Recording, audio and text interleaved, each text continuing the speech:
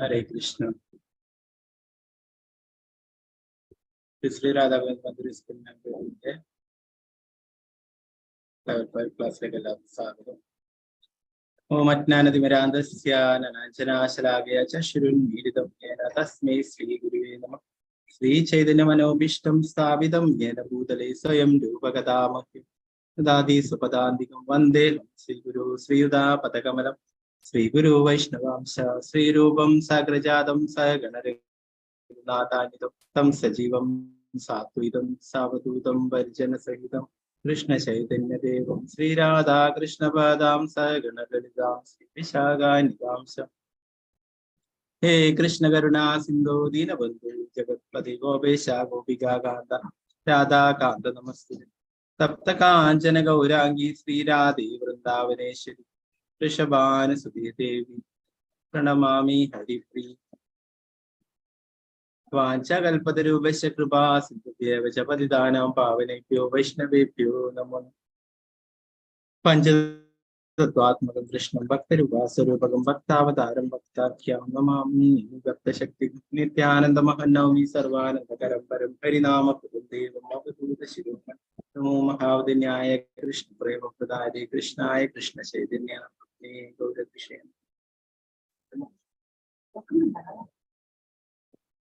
Namo Vishnupadaya Krishna Prishtaya Bhudare Made Bhakti Vedanta Swami Nidamani Namaste Saraswati Gauravani Pracharne Nirvishesha Shunyavadi Pashatya Deshitani Jai Sri Krishna Chaitanya Prabhu Nityananda Sri Advaita Gadadhara Sivasadi Gaurava Hare Krishna Krishna Krishna Hare Hare Hare Ram Ram Ram Guruvе Gaurachandra Jai Hare Krishna Krishna Uttara Prabhupada ki jai Maharaj ki jai Maharaj.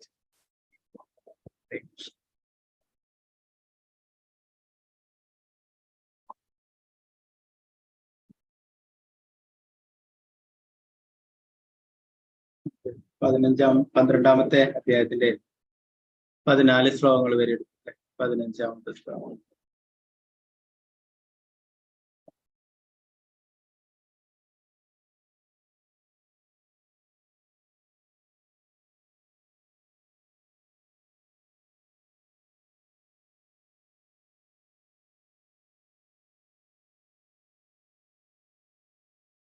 ഒരു ഭക്തന്റെ ഗുണങ്ങളെ കുറിച്ചിട്ട് ആണ് നമ്മൾ 13-14 ശ്ലോകങ്ങൾ പഠിച്ചിട്ടുള്ളത്. ഒരു ഉത്തമ ഭക്തൻ എങ്ങനെയായിരിക്കണമെന്ന്.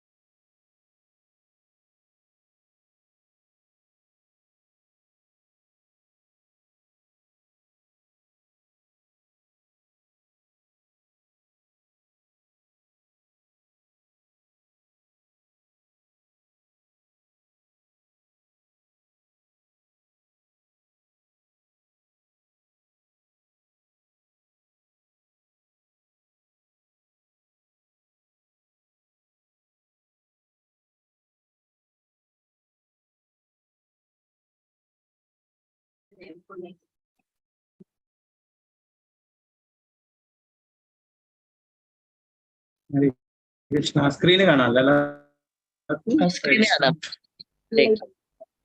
ഹരേ കൃഷ്ണ. അമീന മാതാജി കുറച്ച് കഴിഞ്ഞിട്ട് അറ്റൻഡൻസിന്റെ ലിങ്ക് ഒന്ന് ഷെയർ ചെയ്യും കേട്ടോ. ഹരേ കൃഷ്ണ. ഹരേ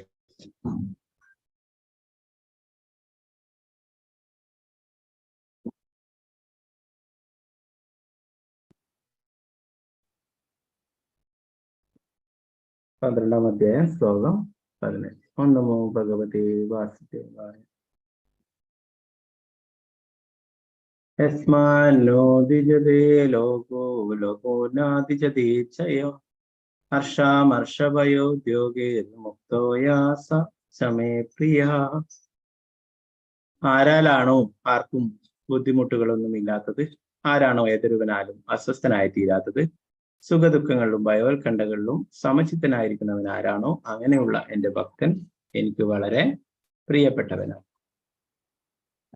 ഭഗവാൻ ഈ ശ്ലോകങ്ങളിലൂടെയൊക്കെ ഒരു ഭക്തന്റെ ഗുണങ്ങളെ കുറിച്ചിട്ടാണ് പറയുന്നത് അല്ലെ. ഒരു ഉത്തമ ഭക്തൻ എങ്ങനെയാണെന്നുള്ളത് ശ്രീല പ്രഭുപാദരെ പോലുള്ള ഭഗവാന്റെ പരിശുദ്ധ ഭക്തര് ഇതിനൊരു ഉദാഹരണവും. ഇതിന്റെ ഭാവാർത്ഥം നമുക്ക് നോക്കാം.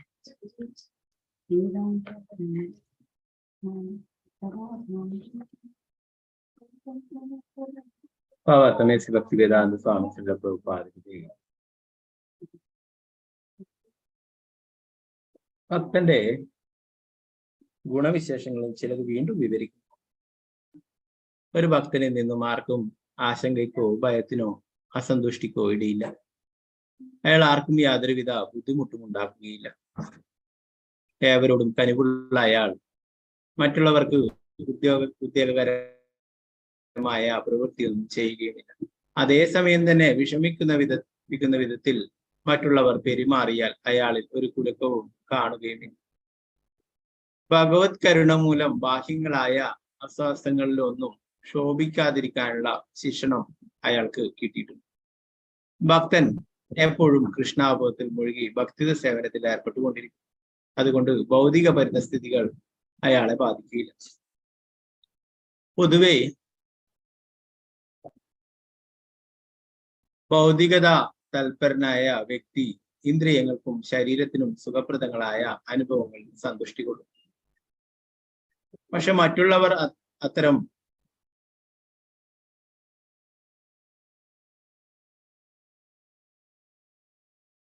സുഖങ്ങൾ അനുഭവിക്കുകയും തനിക്കവ കൈവരാതിരിക്കുകയും ചെയ്യുമ്പോൾ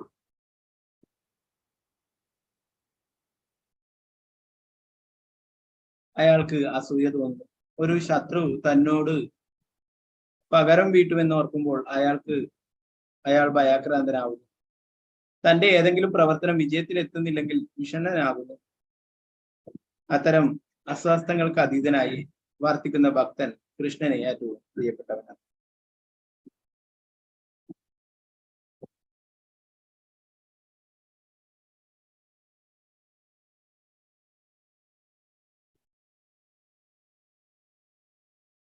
ഇങ്ങനെയുള്ള ഗുണങ്ങളൊക്കെ ഭഗവാന്റെ ഉത്തമ ഭക്തന്മാർ ശ്രീലപ്രഭുപാദരെ നോക്കിക്കഴിഞ്ഞാൽ നമുക്ക് ഈ ഗുണങ്ങളെല്ലാം ശ്രീലപ്രഭുപാദത്തിൽ കാണാനായിട്ട് സാധിക്കും.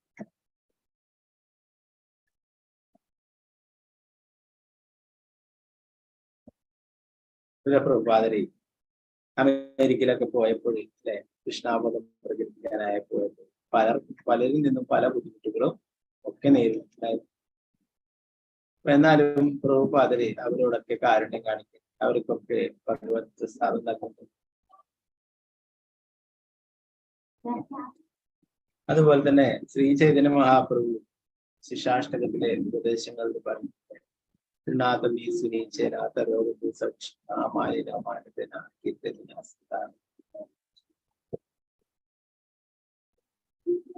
എല്ലാവരെയും എന്താണ് ശത്രുമിത്ര എന്ന ഭാവമൊന്നുമില്ലാത്ത ശത്രുക്കളോട് പോലും ദയോടുകൂടി പെരുമാറാൻ, വിനയത്തോടുകൂടി പെരുമാറാൻ പറയുന്നു. ഒരു പുല്ലിനേക്കാളും ക്ഷമയോടെ, അതുപോലെ തന്നെ ഒരു മരത്തെക്കാളും സഹിഷ്ണുതയോടെ, അതുപോലെ തന്നെ എല്ലാവർക്കും എല്ലാ ബഹുമാനങ്ങളും നൽകാനും ആരിൽ നിന്നും അത് ബഹുമാനങ്ങൾ തിരിച്ചു പ്രതീക്ഷിക്കാതെ എല്ലാവർക്കും ബഹുമാനങ്ങൾ നൽകാനും, അങ്ങനെ എപ്പോഴും ഭഗവാനെ ഓർത്തോട് ഭഗവാന്റെ തിരുനാമം ജപിക്കുവാനും ശ്രീ ചൈതന്യ മഹാപ്രഭു ഉപദേശിക്കുന്ന ശിക്ഷാഷ്ടം.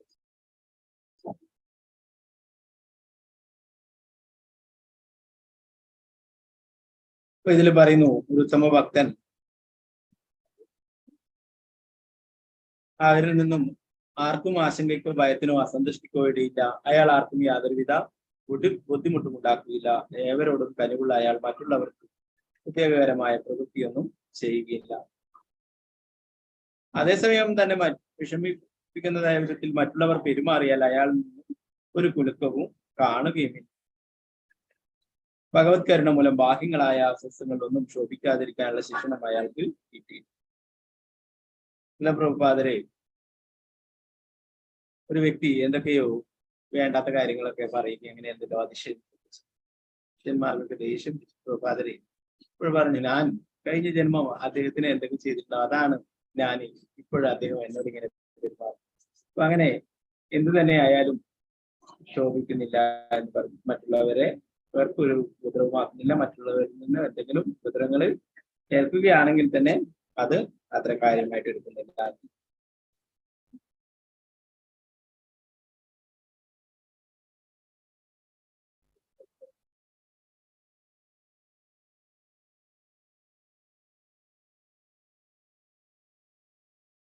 എന്നാൽ ഭൗതികമായിട്ട് ജീവിക്കുന്ന വ്യക്തി മറ്റുള്ള ഭൗതിക സുഖാനുഭവങ്ങൾ മറ്റുള്ള എല്ലാറ്റിലും സന്തുഷ്ടനാവുന്നു, സന്തുഷ്ടി കൊടുക്കുന്നു. എന്നാൽ മറ്റുള്ളവർ അത്തരം സുഖങ്ങൾ അനുഭവിക്കും, തനിക്ക് കൈവരിക്കാതിരിക്കുകയും ചെയ്യുമ്പോൾ അയാൾ ദുഃഖിക്കുന്ന, അയാൾക്ക് അസൂയ തോന്നുന്നു. ഒരു ശത്രു തന്നോട് പകരം വീട്ടുമെന്ന് ഓർക്കുമ്പോൾ അയാൾ ഭയാക്രാന്തനാവുന്നു. തന്റെ ഏതെങ്കിലും പ്രവർത്തനം വിജയത്തിനെത്തില്ലെങ്കിൽ വിഷ്ണുനാവുന്നു. ഇത്തരം അസാസ്ഥകൾക്ക് അതീതമായി വർദ്ധിക്കുന്ന ഭക്തൻ കൃഷ്ണൻ ഏറ്റവും പ്രിയപ്പെട്ട. ഭക്തൻ എല്ലാം ഭഗവാന് സമർപ്പിച്ചുകൊണ്ട് ജീവിക്കുകയാണ്. എല്ലാം തന്നെ ഭഗവാന്റേതായിട്ട് കരുതി ജീവിക്കുന്നത്. അങ്ങനെയുള്ള ആൾക്ക് എന്ത് തന്നെ സംഭവിച്ചാലും അതൊക്കെ നല്ല കാര്യങ്ങളായാലും മോശങ്ങളായാലും അതൊക്കെ എല്ലാം അത് എന്റെ കർമ്മഫലമാണ്, അല്ലെ അത് ഭഗവാന്റെ ഇച്ഛയാണ്. അതുകൊണ്ട് തന്നെ അതൊക്കെ ഒരു ഭക്തൻ സഹിക്കുകയും ക്ഷമിക്കുകയും ചെയ്യും.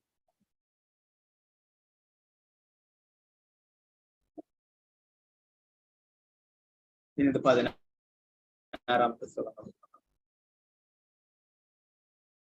അനപേക്ഷശുചിർദശ ഉദാസീനോ ഗതവ്യതഃ സർവാരംഭ പരിത്യാഗി യോമത്ഭക്ത സമേ പ്രിയഃ.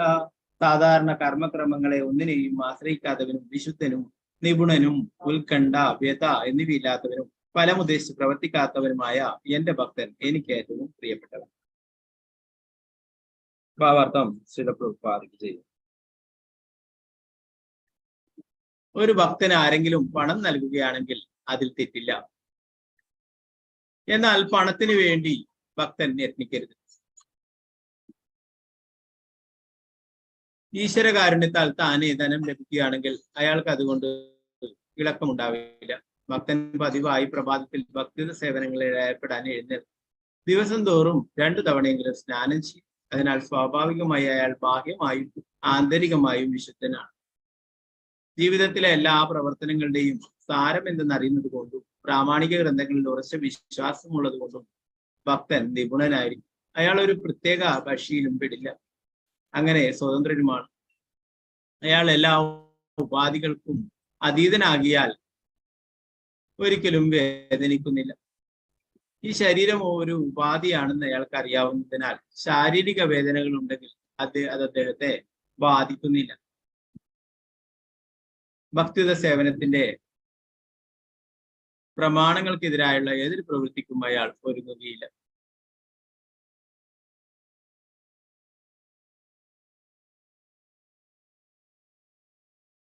ഉദാഹരണത്തിന് വലിയ ഒരു കെട്ടിടം പണിയാൻ ഒട്ടേറെ ശക്തി വിനിയോഗിക്കേണ്ടതുണ്ട്.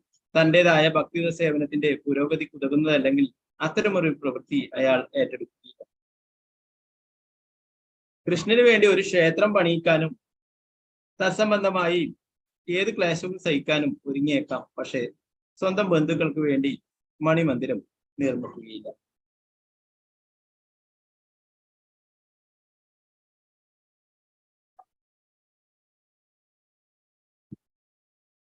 എന്താ പറയുന്നത്? ഒരു ഭക്തന്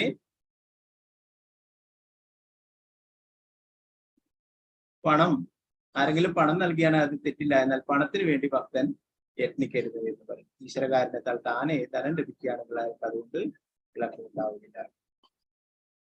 പ്രഭുപാദൻ അല്ലെ ലോകം മുഴുവനായിട്ട് 108 ക്ഷേത്രങ്ങൾ നിർമ്മിക്കുകയും അതൊക്കെ പ്രഭുപാദര് ചോദിക്കുമ്പോൾ പ്രഭുപാദർ പറയും ഇതൊക്കെ കൃഷ്ണൻ തന്നിട്ടുള്ളതാണ്, കൃഷ്ണൻ നൽകിയിട്ടുള്ളതാണ്, എല്ലാം ഭഗവാന്റേതാണ്.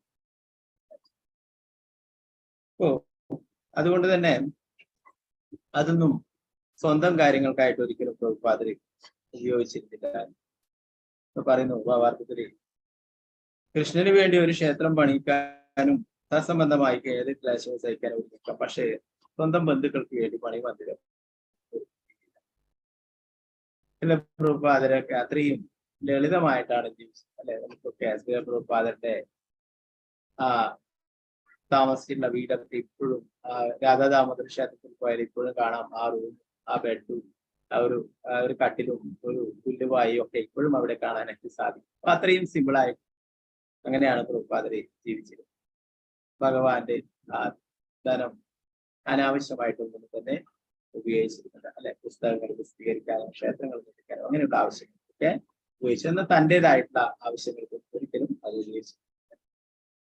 അതുപോലെ തന്നെ ശ്രീല പ്രഭുപാദരുടെ മകൻ ഒരിക്കല് കുറെ ക്ഷേത്രങ്ങളൊക്കെ ആയതിനു ശേഷം, നല്ല വരുമാനമൊക്കെ ഉള്ള ISKCON ആയതിനു ശേഷം അദ്ദേഹത്തിന്റെ മകൻ ഒരിക്കലും പ്രഭുപാദരെ കാണാൻ വരികയും കുറച്ച് പണത്തിനായിട്ട് ആവശ്യപ്പെടുകയും പ്രഭുപാദർ പറഞ്ഞു ഇതൊക്കെ എന്റേതല്ല, ഇതൊക്കെ കൃഷ്ണന്റേതാണ്, ഭഗവാന്റെ സേവനത്തിനായിട്ടുള്ളതാണ്. നിനക്ക് വേണമെങ്കിൽ എന്റെ സെക്രട്ടറിയോട് ചോദിക്കാമെന്ന്. പ്രഭുപാദരുടെ സെക്രട്ടറി തമാൽ കൃഷ്ണ ഗോസ്വാമി മഹാരാജ് അദ്ദേഹവും പ്രഭുപാദര് പറഞ്ഞിട്ടുള്ള അതേപോലെ തന്നെ മറുപടി പറഞ്ഞു. സാധാരണ നിലയിൽ അല്ലെ പ്രഭുപാദരുടെ മകൻ എന്ന് പറയുന്നത് ചിലപ്പോഴങ്ങനെ പറയാനായിട്ട് തോന്നും. എന്നാൽ വേറൊന്നും തരുന്നില്ല. എന്താണ് പ്രഭുപാദരുടെ മനസ്സിലുള്ളതെന്ന് അദ്ദേഹത്തിന് നന്നായിട്ട് അറിയാം. അപ്പൊ പ്രഭുപാദർ പറഞ്ഞിട്ടുള്ള പോലെ തന്നെ ഉത്തരം നൽകിയിട്ട് ഈ പണം കൃഷ്ണന്റെ ആണ്, ഭഗവാന്റെ സേവനത്തിന് വേണ്ടിയിട്ടുള്ളതാണ്, അതുകൊണ്ട് അത് മറ്റൊന്നിനും ഉപയോഗിച്ചുകൂടാ എന്ന് പറയും. പ്രഭുപാദർ പറഞ്ഞു, അഥവാ നിനക്ക് മകനോട് പറഞ്ഞു, നിനക്ക് അങ്ങനെ പൈസ ആവശ്യമാണെങ്കിൽ നിനക്ക് എന്റെ പുസ്തകങ്ങൾ വിതരണം ചെയ്യാം, അതിൽ നിന്ന് എനിക്ക് വരുമാനം കിട്ടുന്നത് നിനക്ക് എടുക്കാൻ വേണ്ടത്, അല്ലാതെ ഒരിക്കലും മറ്റുള്ള ഈ സാധാരണ രീതിയിൽ കാണുക അല്ലെ ക്ഷേത്രങ്ങളൊക്കെ നിർമ്മിക്കാനും അതിനൊക്കെ കുറെ ഫണ്ട് പിരിക്കും, അതൊക്കെ കട്ടുമുടിക്കും, അങ്ങനെയൊക്കെ ചെയ്യുന്ന അവസ്ഥയാണ് സാധാരണ ഈ ലോകത്ത് കാണാൻ. അപ്പൊ അങ്ങനെയൊന്നും ഒരിക്കലും പ്രഭുപാദരും അവരുടെ ശിഷ്യന്മാരും ചെയ്തു. നമുക്കറിയാം പ്രഭുപാദര് സ്വന്തം വരുമാനം, മരുന്ന് കമ്പനിയൊക്കെ അതൊക്കെ അവസാനം ഇല്ലാതാക്കി അല്ലെ. അതിൽ നിന്നുള്ള വരുമാനമായിട്ട് ഭഗവാൻ സേവനത്തിനായിട്ട് ഉപയോഗിക്കും. ഇപ്പൊ ഭഗവാന്റെ ധനം കട്ടുമുടിക്കുന്ന ഇന്നത്തെ കാലത്തുള്ളവർക്ക് അറിയില്ല അതിന്റെ ഭവിഷ്യത്തുകൾ എത്രയോ വലുതാണ്. ശ്രീമദ് ഭാഗവതം അതിൽ ഉദ്ധവർക്ക് ഭഗവാൻ നൽകുന്ന ഉപദേശത്തിൽ ഭഗവാൻ തന്നെ നേരിട്ട് പറയുന്നു, ആരാണോ ഭഗവാന്റെ ധനം ദുരുപയോഗം ചെയ്യുന്നത്, ആരാണോ അത് കക്കുന്നത്, അവർ കോടിക്കണക്കിന് ജന്മങ്ങൾ മലത്തിലെ പുഴുവായിട്ട് ജീവിക്കേണ്ടതായിട്ട് വരുന്നു. അപ്പോ അത് ഇന്നത്തെ കാലത്തുള്ള ആൾക്കാർക്ക് അറിയില്ല.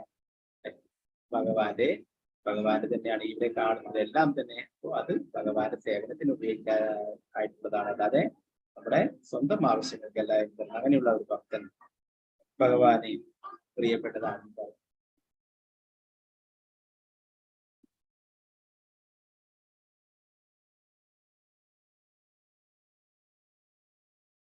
ജീവിതത്തിലെ എല്ലാ പ്രവർത്തനങ്ങളുടെയും സാരം എന്ന് അറിയുന്നത് കൊണ്ട്, പ്രാമാണിക ഗ്രന്ഥങ്ങളിൽ ഉറച്ച വിശ്വാസമുള്ളത് കൊണ്ടും ഭക്തൻ നിപുണനായിരിക്കും. അയാൾക്ക് ഒരു പ്രത്യേക കക്ഷിയിലും പെടില്ല, അങ്ങനെ സ്വതന്ത്രനുമാണ്. അയാൾ എല്ലാ ഉപാധികൾക്കും അതീതനാകിയാൽ ഒരിക്കലും വേദനിക്കുന്നില്ല. ഭഗവാന്റെ കക്ഷിയിലാണ് പെടുന്നത് അല്ലെ. കൃഷ്ണാബോധ പ്രസ്ഥാനം ലോകം മുഴുവനായിട്ട് അല്ലെ, യാതൊരു ജാതിയോ മതമോ മറ്റുള്ള എന്താ പറയാ കറുത്തവനെന്നോ വെളുത്തവനെന്നോ ധനവാനെന്നോ ദരിദ്രനെന്നോ യാതൊരു വ്യത്യാസവുമില്ലാതെ എല്ലാവർക്കും ആയിട്ട് ശ്രീല പ്രഭുപാദരി സ്ഥാപിച്ചിട്ടുള്ളതാണ് ISKCON എന്നുള്ളത്, ഹരേ കൃഷ്ണ പ്രസ്ഥാനം എന്നുള്ളത്. അറിയാം, ഏത് ലോകത്തിൽ എവിടെ പോയാലും എല്ലായിടത്തും അവര് ഒരേപോലെ തന്നെ പ്രഭുപാദർ എന്താണോ പറഞ്ഞത് ആ നിർദ്ദേശങ്ങൾ അനുസരിച്ചിട്ട് പ്രവർത്തിക്കുകയും ചെയ്യും.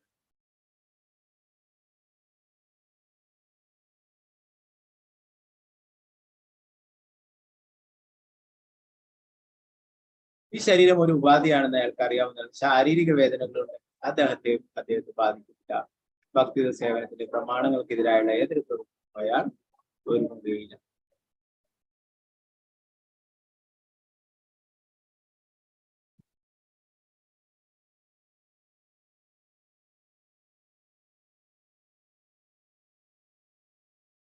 ഇതിന്റെ 17ാമത്തെ ശ്ലോകം.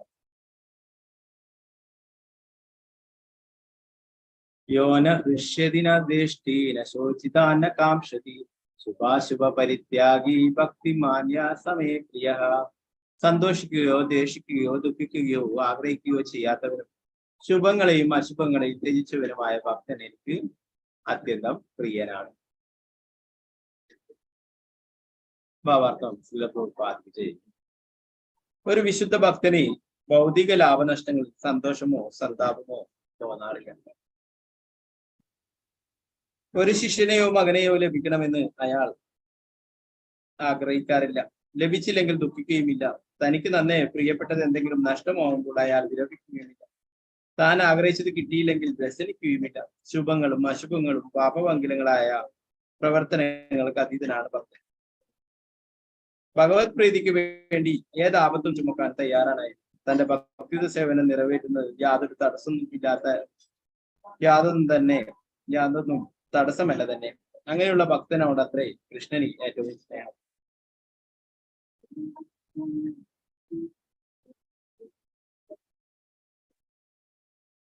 ഒരു ഭക്തനറിയാം അല്ലെ, ഭൗതികമായിട്ടുള്ള കാര്യങ്ങളിലൊന്നും ഒരിക്കലും യഥാർത്ഥ സന്തോഷം ലഭിക്കില്ല എന്നുള്ള കാര്യം നമ്മൾ നേരത്തെ പഠിക്കുകയുണ്ടായി. യഥാർത്ഥമായിട്ടുള്ള ആനന്ദം എന്ന് പറയുന്നത് ആത്മാവിനെ ലഭിക്കുന്നതാണ് അല്ലെ. അത് ഭഗവാന്റെ ഭക്തി സേവന പ്രവർത്തനങ്ങളിലൂടെയും ലഭിക്കുകയുള്ളൂ എന്നത്. ഈ ഭൗതിക ലോകത്തിൽ ലഭിക്കുന്ന ചെറിയ ചെറിയ സന്തോഷങ്ങൾ എന്ന് പറയുന്നത് അത് അല്പസമയത്തേക്ക് മാത്രമാണ് അല്ലെ. ആദ്യം ഭൗതികമായിട്ടുള്ള എല്ലാ കാര്യങ്ങളും ആദ്യം സന്തോഷം തരും, പിന്നീട് സന്താപം ദുഃഖത്തെ നൽകുന്നതാണെന്ന് നമ്മൾ പഠിച്ചിട്ടുണ്ട്. എന്ത് തന്നെ എടുത്തു നോക്കിയാലും ഭൗതികമായിട്ടുള്ള വസ്തുക്കൾ എന്ത് തന്നെ എടുത്താലും അത് നമുക്ക് ആദ്യം സന്തോഷം തരും, പിന്നീട് അത് ദുഃഖമുണ്ടാക്കുന്നതാണെന്നുള്ള കാര്യം. എന്നാൽ ഭഗവാനെ സംബന്ധിച്ചുള്ള കാര്യങ്ങൾ ഭക്തി സേവന പ്രവർത്തനം അതൊക്കെ ശാശ്വതമായിട്ടുള്ള ആനന്ദം നൽകുന്നതാണ് ഭക്തനറിയാം.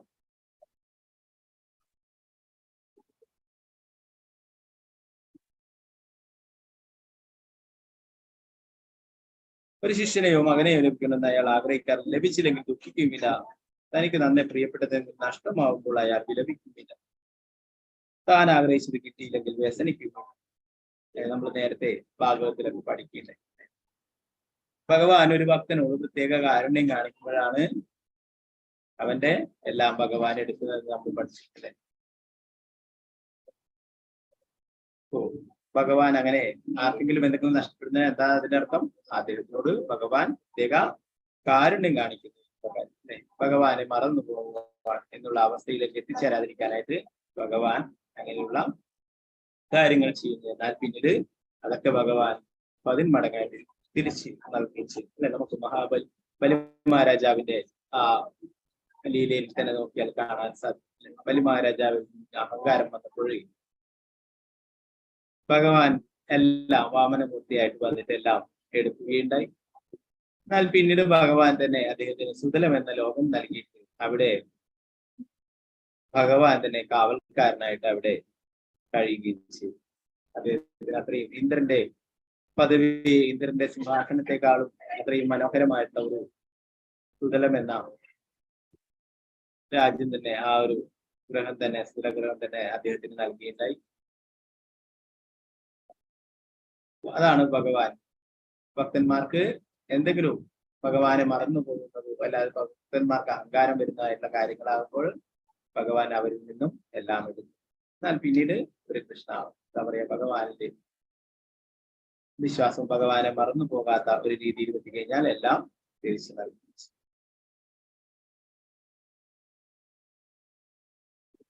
ശ്രീലപ്രഭുപാദരുടെ ജീവിതത്തിൽ പലതരത്തിലുള്ള കാര്യങ്ങളും അല്ലെ, നേരത്തെ നമ്മൾ പറഞ്ഞു മരുന്ന് കമ്പനിയൊക്കെ ഉണ്ടായിരുന്നു. അതൊക്കെ നഷ്ടത്തിലായി. അതൊക്കെ പിന്നീട് മറ്റുള്ള വേറെ ആൾക്കാർക്ക് കൈമാറി. പിന്നെ എല്ലാം പോയി. അതുപോലെ തന്നെ അദ്ദേഹത്തിന്റെ സ്വപ്നത്തിലെ ഗുരു എന്ന് പറയുകയും വൃന്ദാവനത്തിലേക്ക് പോകാനും സന്യാസം എടുക്കാനും ഒക്കെ പറയും. അങ്ങനെ പ്രഭുപാദര് വീടൊക്കെ വിട്ട് ജോലിയുമൊക്കെ പോയി എല്ലാം കഴിഞ്ഞ് വൃന്ദാവനത്തിലെത്തിയപ്പോൾ പ്രഭുപാദർ അവിടുന്ന് ഇങ്ങനെ ചിന്തിക്കുമായിരുന്നു, എനിക്കെല്ലാം ഉണ്ടായിരുന്നു, കുടുംബം, ധനം, ബിസിനസ് എല്ലാം ഇപ്പോൾ ഇല്ലാതായി.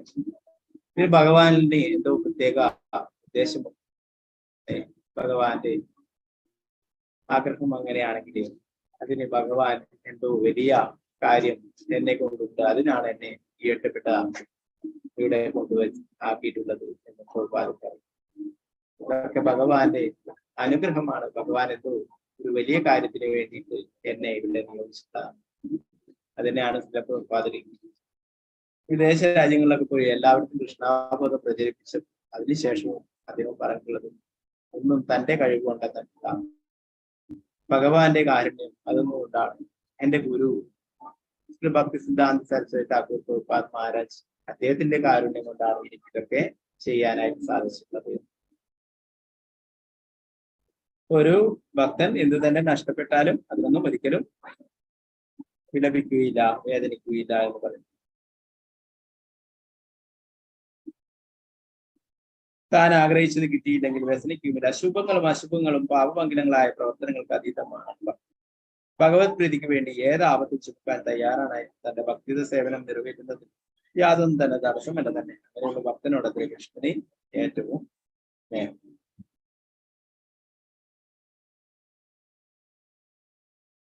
ഭഗവത് സേവനങ്ങൾ ചെയ്യുമ്പോൾ ധാരാളം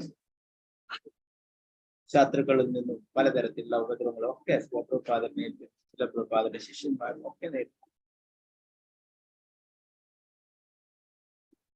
അതൊക്കെ പ്രഭുപാദര് കൃഷ്ണന് വേണ്ടിയാണ് ഇതൊക്കെ ഞാൻ സഹിക്കുന്നത് എന്നുള്ള ഇതില് അതൊക്കെ അത്ര വിഷമമില്ലാത്ത രീതിയിൽ എല്ലാവരും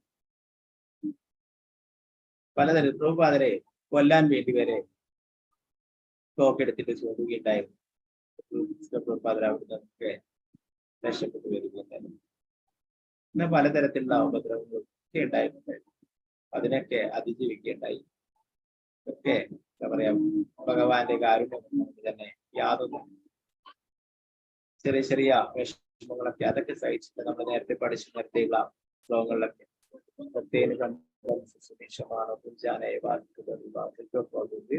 നമസ്തേ ബ്രഹ്മാവ് പറയുന്നുണ്ട്. എന്തെങ്കിലും വിഷമങ്ങൾ വരുന്നുണ്ട് അത് ഭഗവാന്റെ കാരുണ്യമായിട്ട് കരുതണം. നമുക്കറിയാം പ്രഭുപാദരി ഇങ്ങനെ കഷ്ടപ്പെട്ടിട്ട് കൃഷ്ണാബോധം പ്രസ്ഥാനം ഉണ്ടാക്കിയത് കൊണ്ട് തന്നെ നമുക്കൊക്കെ ഇന്ന് ഭഗവത്ഗീതയും ഭാഗവതമൊക്കെ പഠിക്കാനായിട്ട് സാധിക്കും അല്ലെ. ലോകം മുഴുവൻ എല്ലായിടങ്ങളിലും, പ്രത്യേകിച്ചും ഈ പുരുഷോത്തമ മാസം ലോകത്ത് എല്ലായിടത്തും കൂടുതൽ ഭക്തി സേവന പ്രവർത്തനങ്ങളൊക്കെ നടത്തുന്നു. എല്ലാവരും സൗരാഷ്ട്രയിൽ പോകുന്നു, പുരുഷോത്തമ യോഗം ചെയ്യുന്നു, എല്ലായിടത്തും ദീപം കാണിക്കുന്നു ഭഗവാൻ. എല്ലാ തരത്തിലുള്ള ആരാധനകൾ നടത്തുന്നു. മുഴുവൻ അല്ലെ, ഇവിടെ മാത്രമല്ല ഇന്ത്യയിൽ മാത്രമല്ല ലോകത്തിലെ എല്ലായിടത്തും ഇങ്ങനെയുള്ള അല്ലെ. ഇതൊക്കെ ആരാണ് തന്നിട്ട്? ശ്രീല പ്രഭുപാദർ. പ്രഭുപാദർ ഇല്ലെങ്കിൽ നമുക്ക് ഇതൊന്നും ഒരിക്കലും വെളിപ്പെടുകയുമില്ല. ശ്രീമദ് ഭാഗവതമായാലും ഭഗവത്ഗീതയായാലും അതൊന്നും അതിന്റെ യഥാർത്ഥ സത്ത്, അതിന്റെ യഥാർത്ഥമായ യഥാരൂപത്തിൽ നമുക്ക് ലഭിക്കുമായിരുന്നില്ല അല്ലെ. പ്രഭുപാദർ ഭഗവാന്റെ പരിശുദ്ധ ഭക്തന്റെ കാരുണ്യം കൊണ്ടാണ് നമുക്ക് ഇതൊക്കെ ലഭിച്ചത്. ഭഗവാൻ അതിനെ പറഞ്ഞു, അങ്ങനെയുള്ള ഭക്തൻ എനിക്ക് പ്രിയപ്പെട്ടവനാണെന്ന് പറഞ്ഞു. നമ്മൾ ഭഗവത്ഗീതയിൽ 18, 68 നമ്മൾ പഠിക്കേണ്ടായില്ലേ. ആരാണോ എന്റെ സന്ദേശങ്ങൾ മറ്റുള്ളവർക്ക് പറഞ്ഞു കൊടുക്കുന്നത്, ഭക്തന്മാർക്ക് പറഞ്ഞു കൊടുക്കുന്നത്, അവനാണ് എനിക്ക് ഏറ്റവും പ്രിയപ്പെട്ടവൻ. അവനെക്കാളും പ്രിയപ്പെട്ടവനായി എനിക്ക് ആരും തന്നെ ഇല്ല എന്നുള്ളതാണ്. ശ്രീല പ്രഭുപാദർ ഭഗവാൻ അത്രയും പ്രിയപ്പെട്ടതാണ്. എല്ലാവർക്കും കൃഷ്ണാബോധം, എല്ലാവർക്കും ഭഗവത്ഗീത പറയുന്നത്. നമുക്കറിയാം ISKCON ബാംഗ്ലൂർ തന്നെ എത്രയോ കാലമായി ഭഗവത്ഗീതയുടെ 18 ദിവസം കോഴ്സ് നടത്തുന്നത്. 38 ബാച്ച്, 39ാമത്തെ ബാച്ച് ആഗസ്റ്റ് 7-ാം തീയതി തുടങ്ങി. ഇതൊക്കെ പ്രഭുപാദരുടെ കാരുണ്യം ഒന്നുകൊണ്ടാണ് നമുക്ക് ഭഗവാനെ കുറിച്ചുള്ള ജ്ഞാനം യഥാരൂപത്തിൽ ലഭിച്ചു അല്ലെ. അത് മറ്റുള്ളവർക്ക് ഒക്കെ എത്തിക്കുവാൻ. 18, 19 ശ്ലോകങ്ങൾ.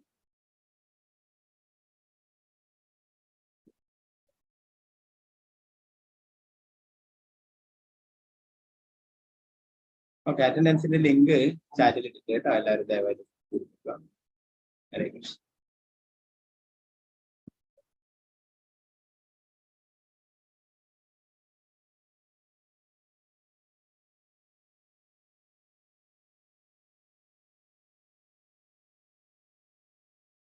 18-19 ശ്ലോകം.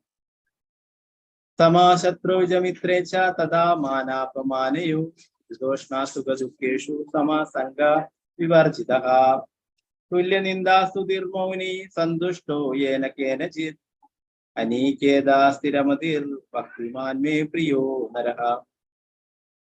ശത്രുക്കളിലും മിത്രങ്ങളിലും സമഭാവനയോടെ മാന അപമാനങ്ങൾ, ശീതോഷ്ണങ്ങൾ, സുഖദുഃഖങ്ങൾ, ആദരവും അനാദരവും, യശസ്, ദുഷ്കീർത്തി എന്നീ ദ്വന്ദ്ങ്ങളെ ഒരേ വിധം കൈക്കൊണ്ട് അസത്സംഗത്തിൽ നിന്നും എല്ലായ്പ്പോഴും മുക്തനും മൗനിയും ജ്ഞാനത്തിൽ ഉറച്ചവനും സദാ സംതൃപ്തനുമായി ഗാർഹിക മോദം ഉപേക്ഷിച്ച് ഭക്തിത സേവനത്തിൽ ഏർപ്പെട്ടിരിക്കുന്ന ഭക്തൻ എനിക്കെത്രയും പ്രിയപ്പെട്ടവനാണ്. ഭാവാർത്ഥം ശ്രീല പ്രഭുപാദിക്ക്.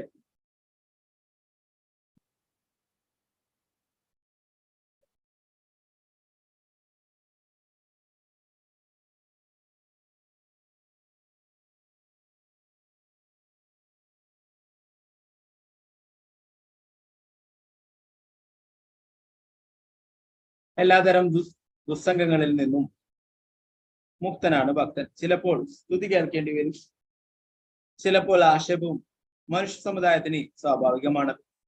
ഭക്തൻ കൃത്രിമങ്ങളായ ഈ കീർത്തിക്കും ദുഷ്കീർത്തിക്കും സുഖദുഃഖങ്ങൾക്കും അതീതന ക്ഷമാശീലനാണ് അയാൾ. കൃഷ്ണനെ കുറിച്ചല്ലാതെ ആ മനുഷ്യന് സംഭാഷണ വിഷയമില്ല. അതുകൊണ്ട് മൗനി എന്ന് പറയപ്പെടുന്നു.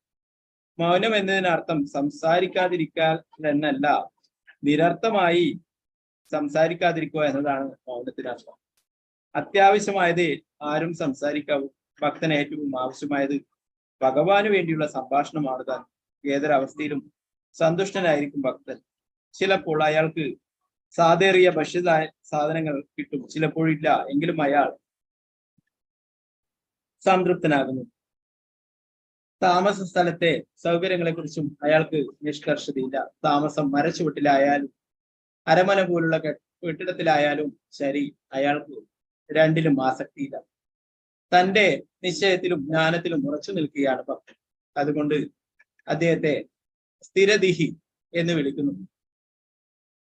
ഭക്തന്റെ ഈ യോഗ്യതകളെ കുറിച്ചുള്ള വിവരണത്തിൽ ചിലപ്പോൾ ആവർത്തനം കാണാം. ഭക്തൻ ഈ യോഗ്യതകളെല്ലാം നേടിയേ കഴിയും എന്നതിന് ഊന്നൽ കൊടുക്കുകയാണ് ഇതുകൊണ്ട് ചെയ്യുന്നത്. സദ്ഗുണങ്ങളില്ലാത്ത ഒരാൾ വിശുദ്ധ ഭക്തനാവില്ല. ഹരാവ ഭക്തസ്യ കുതോ മഹത് ഗുണഃ. ഭക്തൻ സദ്ഗുണസമ്പന്നനാണ്. ഭക്തനല്ലാത്തവന് നല്ല ഗുണങ്ങളൊന്നുമില്ല. ഭക്തൻ എന്നറിയപ്പെടണമെങ്കിൽ ഗുണങ്ങൾ വളർത്തിയെടുക്കണം. അതിനുവേണ്ടി ഒരാൾ കരുതി കുട്ടി പ്രവർത്തിക്കേണ്ടതില്ല. കൃഷ്ണാവബോധത്തോടെ ഭക്തിയുത ഭഗവത് സേവനത്തിൽ ഏർപ്പെടുന്നത് തന്നെ വിശിഷ്ട ഗുണങ്ങൾ വളർത്താൻ സ്വാഭാവികമായി സഹായിക്കും. ജയ.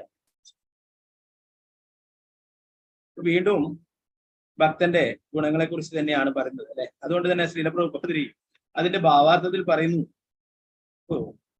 കേൾക്കുന്നവരിങ്ങനെ വിചാരിച്ചു കൊണ്ടേയിരിക്കും, എന്താണ് ഭക്തൻ അങ്ങനെയാണ്, ഭക്തൻ ഇങ്ങനെയാണ് എന്നൊക്കെ ഇങ്ങനെ പറഞ്ഞുകൊണ്ടേയിരിക്കുന്നത് എന്ന് ചോദിക്കും, അല്ലെ? അപ്പൊ പ്രഭുപാദി പറയുന്നു, ഭക്തന്റെ ഈ യോഗ്യതയെ കുറിച്ചുള്ള വിവരണത്തിൽ ചിലപ്പോൾ ആവർത്തനം കാണാം. ഇതിനു വേണ്ടിയിട്ടാണത്. ഭക്തൻ ഈ യോഗ്യതകളെല്ലാം നേടിയേ കഴിയൂ എന്നതിന് ഊന്നൽ കൊടുക്കുകയാണ് ഇതുകൊണ്ട് ചെയ്യുന്നത്. സദ്ഗുണങ്ങളില്ലാത്ത ഒരാൾ വിശുദ്ധ ഭക്തനാകും. ഇത് ഭഗവാൻ വീണ്ടും വീണ്ടും ഇങ്ങനെ പറയുന്നത്, അത് ചിലപ്പോൾ ആവർത്തനം വന്നാലും അത് എന്തിനു വേണ്ടിയിട്ടാണ്? നമ്മളും ഇങ്ങനെയുള്ള ഈ ഗുണങ്ങളൊക്കെ നമ്മളും വളർത്തിയെടുക്കണം എന്നുള്ള കാര്യം ഓർമ്മിപ്പിക്കാൻ വേണ്ടിയിട്ടാണ് ശ്രീല പ്രഭുപാദര് ഇവിടെ പ്രസ്താവിക്കുന്നത്. ഒരു യഥാർത്ഥ ഭക്തന്റെ ഗുണങ്ങളെ കുറിച്ച് തന്നെയാണ് ഇന്നും പറയുന്നത്. ശത്രുക്കളിലും മിത്രങ്ങളിലും സമഭാവനയോടെ മാന അപമാനങ്ങൾ, ശീതോഷ്ണങ്ങൾ, സുഖദുഃഖങ്ങൾ, ആദരവും അനാദരവും, യശസ്, ദുഷ്കീർത്തി എന്നീ ദ്വന്ദ്ങ്ങളെ ഒരേ വിധം കൈക്കൊണ്ട് അസത്സംഗത്തിൽ നിന്ന് എല്ലായ്പ്പോഴും മുക്തനും മൗനിയും ജ്ഞാനത്തിൽ ഉറച്ചതിന് സദാ സംതൃപ്തനുമായി ഗാർഹിക ബോധം ഉപേക്ഷിച്ച് ഭക്തി സേവന ഏർപ്പെടുത്തിയിരിക്കുന്ന ഭക്തൻ എനിക്ക് എത്രയും പ്രിയപ്പെട്ടവനാണ്. ശത്രു, മിത്രം, സുഖം, ദുഃഖം, ശീതം, ഉഷ്ണം, അല്ലെ? ഇങ്ങനെയുള്ള ദ്വന്ദ്ങ്ങളൊക്കെ നമ്മൾ പഠിച്ചിട്ടുണ്ട്. ഒരു യഥാർത്ഥ ഭക്തൻ അതിൽ നിന്നും നമ്മളൊക്കെ ഭഗവാന്റെ അംശമാണ്, അല്ലെ? നമ്മളൊക്കെ ജീവാത്മാവാണ്, അല്ലെ? ആത്മാവാണ് എന്നുള്ള കാര്യം നമ്മൾ നേരത്തെ തന്നെ പഠിക്കും. ഒരു ഭക്തന് അറിയാം നമ്മളൊക്കെ ഭഗവാന്റെ ശാശ്വതമായിട്ടുള്ള ആവശ്യമാണ്. ഇങ്ങനെ വരുന്ന കാര്യങ്ങളൊക്കെ മാനം, അപമാനം, സുഖം, ദുഃഖം, ശീതോഷ്ണം, അല്ലെ, ഇതൊക്കെ ഈ ശരീരത്തിനെ സംബന്ധിക്കുന്ന, ഭൗതിക ശരീരത്തിനെ സംബന്ധിക്കുന്ന വിഷയങ്ങളാണ്. അപ്പൊ അതുകൊണ്ട് തന്നെ അതിലൊരിക്കലും അസ്വസ്ഥനാവുന്നില്ല.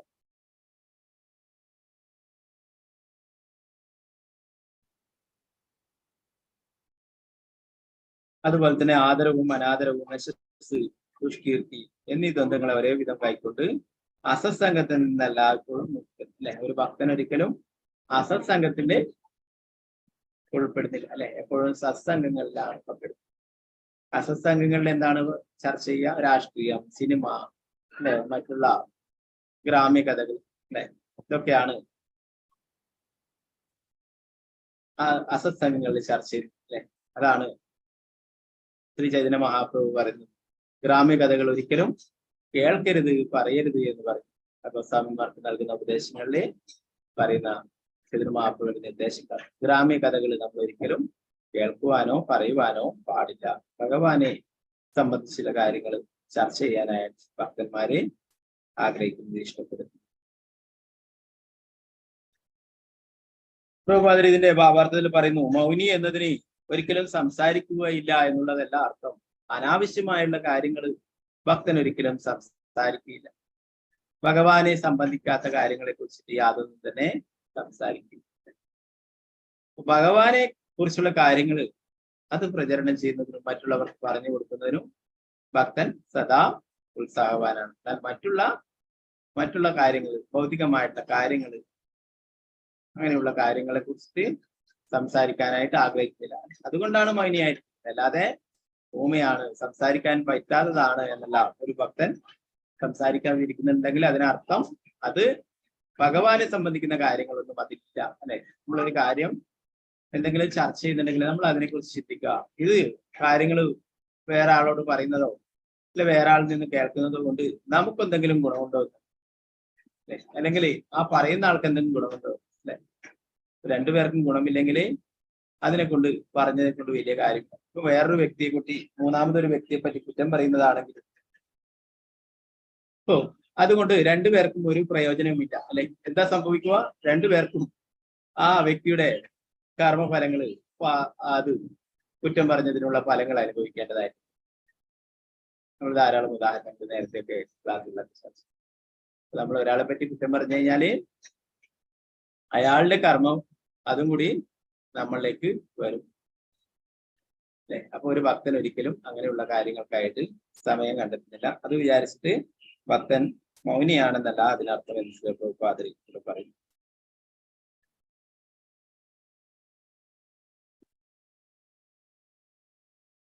ഗോസ്വാമിമാരെ കുറിച്ചൊക്കെ നമ്മൾ നേരത്തെ പഠിക്കേണ്ടല്ലേ. ഗോസ്വാമിമാരൊക്കെ ഒരു മരത്തിന്റെ കീഴില് ഒരു ദിവസം മാത്രമേ തങ്ങുള്ളൂ എന്ന് പറയും. എന്തിനാണ്? ആ സ്ഥലവുമായിട്ട് അറ്റാച്ച്മെന്റ് ഉണ്ടാവാതിരിക്കാനായിട്ട് വേറെ ദിവസം വേറൊരു മരത്തിന്റെ കീഴിൽ താമസിക്കും, അല്ലെ. അപ്പൊ അങ്ങനെ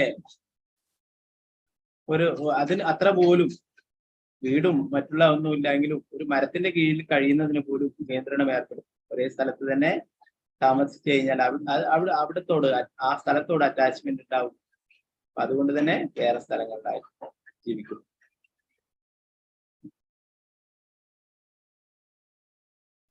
മരച്ചുവട്ടിലായാലും മരമനമുള്ള കെട്ടിടത്തിലായാലും ശരി, അയാൾക്ക് രണ്ടിലും ആസക്തിയില്ല. തന്റെ നിശ്ചയത്തിലും ജ്ഞാനത്തിലും ഉറച്ചു നിൽക്കുകയാണ് ഭക്തൻ. പ്രഭുപാദരുടെ ശിഷ്യന്മാരൊക്കെ പലരും വലിയ വലിയ കൊട്ടാരങ്ങളിലൊക്കെ ജീവിച്ചിരുന്നവരായിരുന്നു.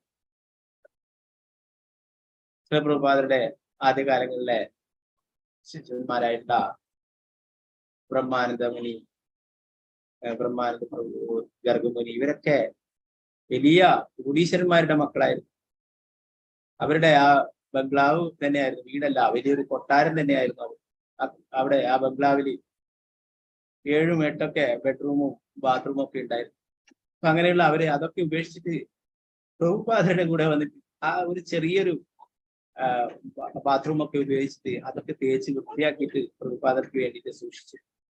അങ്ങനെയുള്ള ഭക്തന്മാര് അവർക്ക് എന്ത് തന്നെ ആയാലും ഭഗവാന്റെ ഭക്തിത സേവനങ്ങൾ ചെയ്യുന്നതും വൈഷ്ണവ സേവനങ്ങൾ ചെയ്യുന്നതുമാണ് അവർക്ക് പ്രിയം. അവരുടെ സമ്പത്തും. അവരുടെ പിതാവ് തന്നെ പറഞ്ഞു, നിങ്ങൾ ഈ സ്വാമിയെ ഒഴിവാക്കി വരികയാണെങ്കിൽ നമ്മുടെ കോടിക്കണക്കിനുള്ള എല്ലാ സമ്പാദ്യവും നിങ്ങൾക്ക് എഴുതി തരാമെന്ന് അവർ പറയുകയുണ്ടായി. അച്ഛനമ്മയും പറയുകയുണ്ടായി, നിങ്ങൾ ആ പ്രഭുപാദരെ, ആ സ്വാമിയെ നിങ്ങൾ ഉപേക്ഷിച്ച് തരണം. ആ ഒരു കാര്യം മാത്രമേ ചെയ്യുള്ളൂ. നിങ്ങൾക്ക് കോടിക്കണക്കായിട്ടുള്ള സമ്പാദ്യം തരാൻ പ്രഭുപാദരോട് ശിഷ്യന്മാർ ഇങ്ങനെ പറയുന്നു. നമുക്ക് ഒരിക്കലും പ്രഭുപാദരെ ഉപേക്ഷിക്കാനായിട്ട് കഴിയില്ല, പ്രഭുപാദരെ കൊണ്ടുപോകാനായിട്ട് സാധിക്കില്ല. ആ പ്രഭുപാദരെ അവരെ ചേർത്ത് പിടിച്ചുകൊണ്ട് പറയുകയുണ്ടായി, ഞാനുണ്ട് നിങ്ങൾക്കൊക്കെ അച്ഛനായിട്ട്, ഞാനുണ്ട് നിങ്ങളുടെ രക്ഷിതാവായിട്ട് എന്ന് പറയും. പ്രഭുപാദരെ അവരത്രയും പ്രിയപ്പെട്ടതായിരുന്നു പ്രഭുപാദൻ. അതാണ് ഒരു ഭക്തന്റെ ഗുണം എന്ന് പറയുന്നത്. എത്ര കോടീശ്വരനാണോ എന്നതൊന്നും നോക്കാതെ പ്രഭുപാദരുടെ കൂടെ തന്നെ ചേർന്ന്.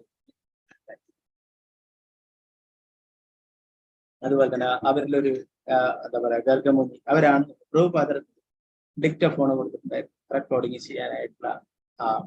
പ്രഭുപാദർ പണ്ടൊക്കെ കൈകൊണ്ട് എഴുതിയിട്ട് അതൊക്കെ പ്രസ്സിൽ കൊണ്ടുപോയിരുന്ന് വായിച്ച് കേൾപ്പിച്ച് അവരെ കൊണ്ട് ടൈപ്പ് ചെയ്തിട്ടൊക്കെ ആയിരുന്നു പഴയ കാലങ്ങളിലൊക്കെ പ്രിന്റ് ചെയ്തിരുന്നത്.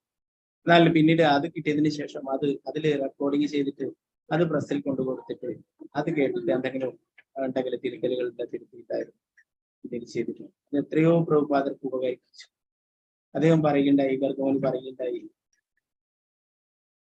ആ ഒരു സേവനം ചെയ്തത് കൊണ്ട് തന്നെ ശ്രീല പ്രഭുപാദരി എനിക്ക് ഭഗവാന്റെ അടുത്ത് നേരിട്ട് പോകാനുള്ള യോഗ്യതയൊന്നുമില്ല. ഞാൻ പ്രഭുപാദരി എന്നെ തിരിച്ചു കൊണ്ടുപോകുന്ന വിശ്വസിച്ചു. പ്രഭുപാദരി എനിക്ക് ഉറപ്പ് തന്നു, നിന്നെ ഞാൻ തിരിച്ച് ഭഗവാന്റെ അടുത്തേക്ക് എത്തിക്കുന്നത്. അപ്പൊ അതാണ് ഒരു ഭക്തന്റെ കാര്യം. ഭഗവാന്റെ അടുത്ത് നേരിട്ട് പോകാനുള്ള യോഗ്യതയില്ലെങ്കിൽ ഒരു ശ്രീല പ്രഭുപാദരെ പോലുള്ള പരിശുദ്ധ ഭക്തന്റെ സേവനങ്ങൾ ചെയ്യേണ്ടത് കൃഷ്ണാവബോധം പ്രചരിപ്പിക്കുവാനായിട്ട് ആ ഒരു എന്താണ് ഡിക്റ്റഫോൺ ഇപ്പോഴും നമുക്ക് വൃന്ദാവനത്തിൽ പ്രഭുപാദരെ പോയാൽ കാണാൻ സാധിക്കും. അപ്പൊ അത് അന്ന് അദ്ദേഹം കൊടുത്തത് അത് പ്രഭുപാദർക്ക് വളരെയേറെ ഉപയോഗപ്പെട്ടു. എന്ന് പറഞ്ഞു വരുന്നത്, ഇവിടെ ഒരു ഭക്തൻ എത്ര വലിയ കൊട്ടാരത്തിൽ താമസിക്കുന്നതായാലും അദ്ദേഹത്തിന് ഭക്തിയുത സേവന പ്രവർത്തനങ്ങൾ ചെയ്യുന്നതിനായിട്ട് അതൊന്നും ഒരു തടസ്സമായിട്ട് വരുന്നില്ല എന്നുള്ള കാര്യം.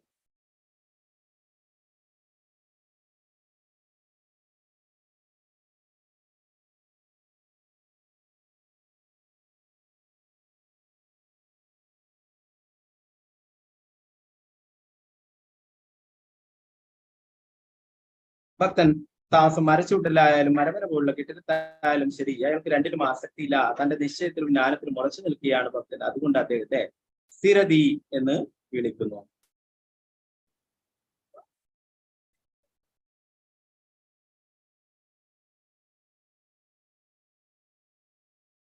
ഇപ്പൊ പ്രഭുപാദരി പറയുന്നു, നേരത്തെ പറഞ്ഞ കാര്യം തന്നെ, ഈ ഇങ്ങനെയുള്ള ഗുണങ്ങൾ, ഭക്തന്റെ ഗുണങ്ങള് ആവർത്തിച്ച് പറയുന്നത് എന്തിനാണെന്ന് വെച്ചാൽ നമ്മളും ഈ ഗുണങ്ങൾ വളർത്തിയെടുക്കണം എന്ന് പറയും. ഈ ഭഗവാൻ ഈ പറയുന്ന ഗുണങ്ങളൊക്കെ ഒരു ഭക്തന് വേണ്ടുന്ന ഗുണങ്ങൾ, അങ്ങനെയുള്ള ഭക്തനാണ് എനിക്ക് പ്രിയപ്പെട്ടത് എന്ന് ഭഗവാനോട് പറയുന്നില്ലേ. ഭഗവാന് പ്രിയപ്പെട്ടവരെ ആവണമെങ്കിൽ നമ്മളും ഈ ഗുണങ്ങൾ വളർത്തിയെടുക്കണം. അതിനാണ് ചിലപ്പോഴൊക്കെ ഇത് ആവർത്തനമായിട്ട് വരുന്നുണ്ടെങ്കിലും അത് നമ്മളെ ഓർമ്മിപ്പിക്കാനാണെന്ന് പ്രഭുപാദർ ഇവിടെ പറയുന്നു.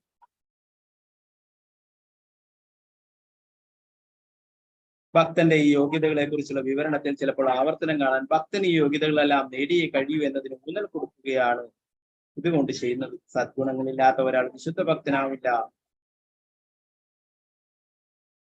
ഹരാവ ഭക്തസ്യ കുതോ മഹത്വ, ഭക്തൻ സദ്ഗുണ സമ്പന്നാണ്. ഭക്തനല്ലാത്തവന് നല്ല ഗുണങ്ങളൊന്നുമില്ല. ഭക്തൻ എന്നറിയപ്പെടണമെങ്കിൽ ഗുണങ്ങൾ വളർത്തിയെടുക്കണം. അതിനുവേണ്ടി ഒരാൾ കരുതിക്കൂട്ടി പ്രവർത്തിക്കേണ്ടതില്ല. കൃഷ്ണാബോധത്തോടെ ഭക്തിയുത ഭഗവത് സേവനത്തിൽ ഏർപ്പെടുന്നത് തന്നെ വിശിഷ്ട ഗുണങ്ങൾ വളർത്താൻ സ്വാഭാവികമായിട്ടും സഹായിക്കും. അതിനായിട്ട് നമ്മൾ വലിയ കഠിന തപസ്സും ചെയ്യേണ്ട. കൃഷ്ണാബോധം പരിശീലിക്കുക. കൃഷ്ണാബോധത്തിൽ ഭഗവാന്റെ ഭക്തി സേവനങ്ങൾ, ഭഗവത് സേവനങ്ങൾ ചെയ്യുക. ഇത് മാത്രമേ വേണ്ടുന്നതായിട്ടുള്ളൂ. അല്ലെ, ശ്രീ ചൈതന്യ മഹാപ്രഭു അതാണ് ഈസി ആയിട്ടുള്ള വഴി നമുക്ക് പറഞ്ഞു തരുന്നത്. ഭഗവാന്റെ തിരുനാമം ജപിക്കാനും ഭഗവത് സേവനങ്ങൾ ചെയ്യാനുമായിട്ട് ഏറ്റവും എളുപ്പമായിട്ടുള്ള വഴിയാണ് നമ്മൾ പഠിച്ചത്. താനെ ഈ ഗുണങ്ങളൊക്കെ നമ്മളിൽ വന്നു ചേരും. നമ്മളിങ്ങനെ ശുദ്ധ സത്വഗുണത്തിലും പിന്നീട് ശുദ്ധ സത്വഗുണത്തിലും എത്തിയിട്ട് ഭഗവാന്റെ തിരുനാമം ജപിക്കും, ഭക്തി സേവനങ്ങൾ ചെയ്യുകയും ഭഗവത് പ്രസാദം കഴിക്കുകയും ഒക്കെ ചെയ്യുകയാണെങ്കിൽ തീർച്ചയായിട്ടും നമ്മൾ ഈ ഗുണങ്ങൾ വരും. നമ്മൾ പഠിച്ച ഭഗവത് പ്രസാദം അത് നമ്മളെ ശുദ്ധീകരിക്കും അല്ലെ. ഭഗവാന്റെ ചുണ്ടുകൊണ്ട് സ്പർശിച്ചിട്ടുള്ളതാണ് ആ ഭഗവത് പ്രസാദം എന്ന് പറയുന്നത്. ഭഗവാൻ എല്ലാ ഗുണങ്ങളും ഭഗവത് പ്രസാദം കഴിക്കുകയാണെങ്കിൽ ആ ഗുണങ്ങളും നമ്മളിലൊക്കെ ഉണ്ടായിച്ചു. പിന്നീട് നമുക്ക് 20-ാമത്തെ ശ്ലോകം നോക്കാം. അവസാനത്തെ ശ്ലോകം.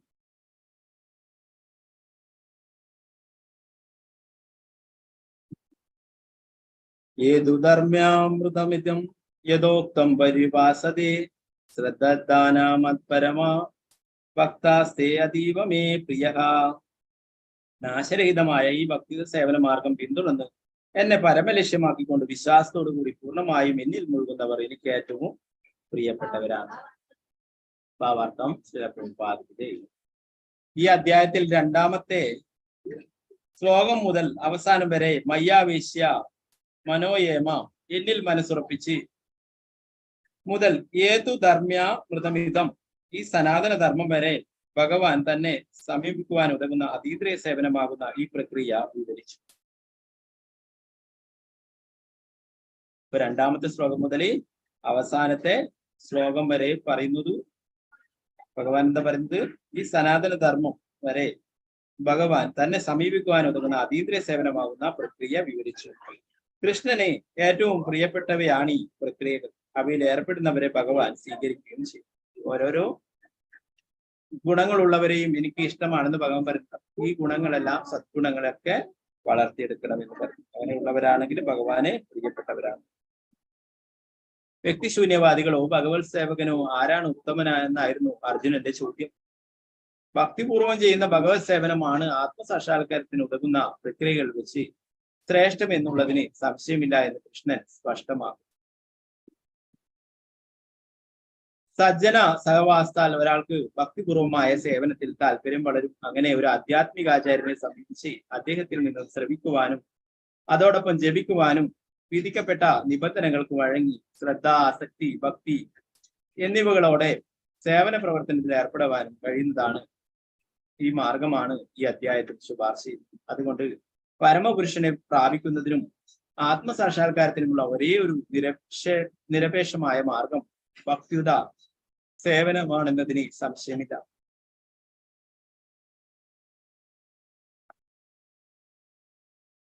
നിരപേക്ഷ തത്വത്തിന്റെ അവ്യക്തിഗത ഭാവം ഈ അധ്യായത്തിൽ പറഞ്ഞതുപോലെ ആത്മസാക്ഷാത്കാരത്തിന് വേണ്ടി സ്വയം സമർപ്പിക്കുന്നത് വരെ മാത്രമേ സ്വീകാര്യമാവൂ.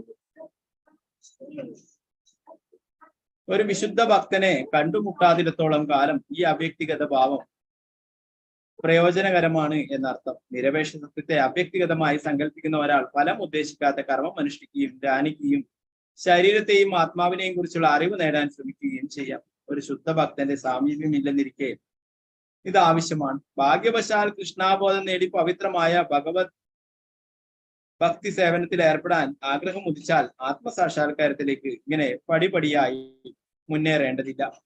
ഭഗവത്ഗീതയുടെ മധ്യത്തിലുള്ള 6 അധ്യായങ്ങളിൽ വിവരിക്കപ്പെടുന്ന ഭക്തിയുത സേവനമാണ് അവിടെ അനുയോജ്യമാവുക. അയാൾക്ക് ശരീരം പുലർത്തേണ്ടുന്ന കാര്യത്തിൽ ശ്രദ്ധിക്കേണ്ടി വരില്ല. ഭഗവത് കൃപ കൊണ്ട് അതെല്ലാം തനിയെ നടന്നു. ജയ.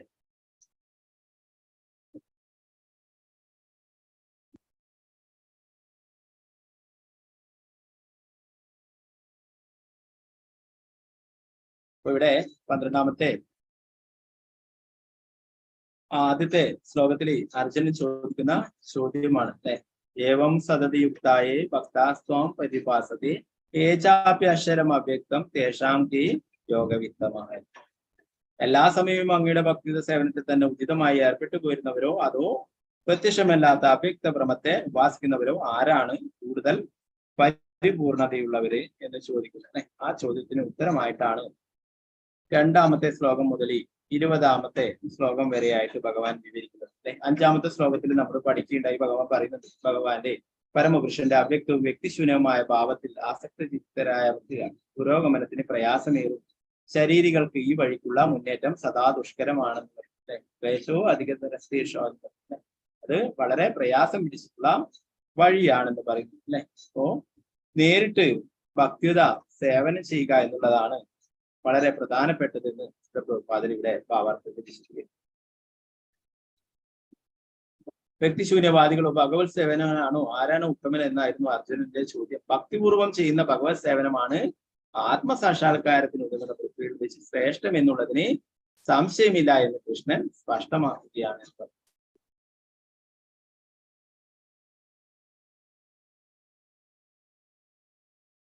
ഭഗവത് ഭക്തന്മാരിലെ ഭഗവാന്റെ പരിശുദ്ധ ഭക്തന്മാരുടെ കാരുണ്യം കൊണ്ട് നമ്മൾ നേരത്തെ പഠിച്ചു. ഭഗവാന്റെ പ്രതിനിധികളാണ് ആത്മീയ ഗുരുക്കന്മാരെ എന്നുള്ള ചില പ്രഭുപാദരും അദ്ദേഹത്തിന്റെ ശിഷ്യന്മാരും ഒക്കെ ദിശാഗുരുക്കന്മാരായിട്ട് അവരൊക്കെ ശിഷ്യന്മാരെ അവരൊക്കെ ഭഗവത് പ്രതിനിധികളാണ്. അവരൊക്കെ ഭഗവാന്റെ അടുത്തേക്ക് തിരിച്ച് നമ്മളൊക്കെ എത്തിക്കാനായിട്ടാണ് അവരൊക്കെ പ്രവർത്തിക്കുന്നത്. അപ്പോൾ അങ്ങനെയുള്ളവർക്ക് കൃഷ്ണഭക്തി നൽകാനും ഭഗവാന്റെ തിരുനാമം നൽകാനും നമ്മളൊക്കെ ഉയർത്തിക്കൊണ്ടുവരാനായിട്ടും സാധിക്കും. പ്രഭുപാദരും അദ്ദേഹത്തിന്റെ ശിഷ്യന്മാരും ഇവര് ലോകം മുഴുവൻ സഞ്ചരിച്ച് കൃഷ്ണാബോധം പ്രചരിപ്പിക്കുന്നത് ധാരാളം ശിഷ്യന്മാരെ സ്വീകരിക്കേണ്ട. നേരത്തെ പറഞ്ഞു എന്താ ശാരീരികമായിട്ടുള്ള വിഷമങ്ങളൊന്നും ഒരു ഭക്തനെ ബാധിക്കും. നമ്മുടെ ഗുരുമഹാരാജൊക്കെ അത്രയും ശരീരം കൊണ്ട് വയ്യാത്ത ഇതിലും പ്രീച്ചിങ് ഒക്കെ നടത്തും. അതുപോലെ തന്നെ ഭക്തന്മാർക്ക് അങ്ങനെ പല തരത്തിലും സേവനങ്ങൾ ചെയ്യും. എത്രയോ വർഷങ്ങളായിട്ട് ശരീരത്തിന് വരുന്ന അങ്ങനെയുള്ള കാര്യങ്ങളൊന്നും യാതൊരു പ്രാധാന്യം കൊടുക്കാതെ കൃഷ്ണാബോധം പ്രചരിപ്പിക്കും.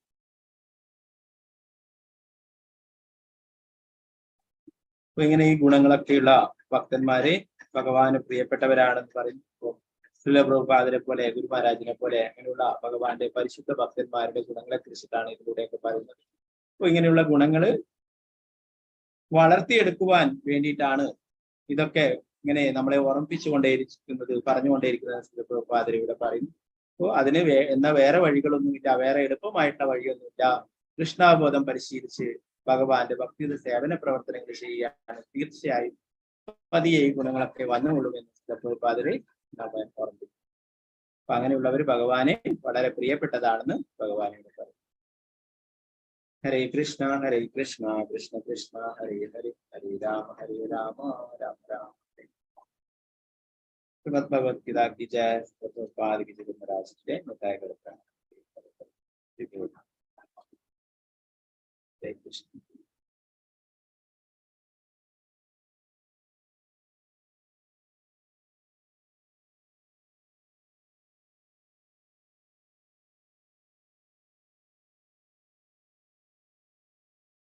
ഹരേ കൃഷ്ണ. അപ്പൊ എന്തെങ്കിലും സംശയങ്ങൾ ഉണ്ടെങ്കിൽ കൈവരുത്താം. സംശയങ്ങളൊന്നും ഇല്ലാത്തവർക്ക് വാഞ്ചകൽപതരുവശകൃപാസിന്ധുദേവശപരിധാനം ഭാവനോ വൈഷ്ണവേഭ്യോ നമോ അനന്തപുരി